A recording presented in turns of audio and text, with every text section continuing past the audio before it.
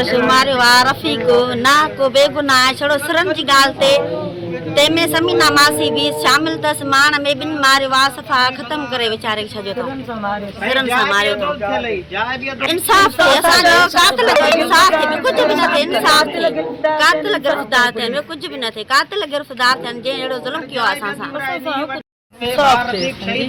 असां बेकसूर वीचारो मजूरी आहे असां बेगुनाह मासी भाणे जो बची क़त्ल कयो त मुंहिंजो भाउ कातिल थियो हिन कातिल मारे फरार थी विया आहिनि कातिल असांखे इंसाफ़ खपे मज़लूम रफ़ीक जो ॿियो कुझु बि न खपे अरसला ऐं समीना भाउ अथसि माटेलो उहा छोकिरी अरसला जी मासी आहे।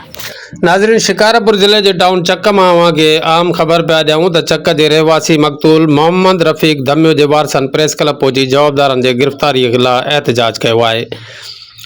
एहतजाज कंदड़ शाहनवाज धमियो सिद्दीक मसमाद गुलाम शबीरा न्याज अब्दुल गफ़ार धमियो अबड़ो ऐं ॿियनि ॼाईंदे चयो त गुज़िरियल 5 ॾींहं अॻु जवाबदारन असदुल्ला धमियो समीना उर्फ शमन रोशन गुलज़ार धमियो अबड़ो मक़तूल मोहम्मद रफ़ीक धमियो के घर की भित की ॻाल्हि तां क़त्ल किया है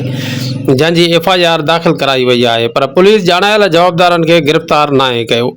हिननि IG Sindh DIG लाड़काणू SSP Shikarpur समेत वस वारन का घुर कई है त मक़तूल के कातिलन के फुल फोर गिरफ्तार करे असांखे इंसाफ़ ॾिनो वञे। क़त्ल कयो आहे असां जो हक़ थिए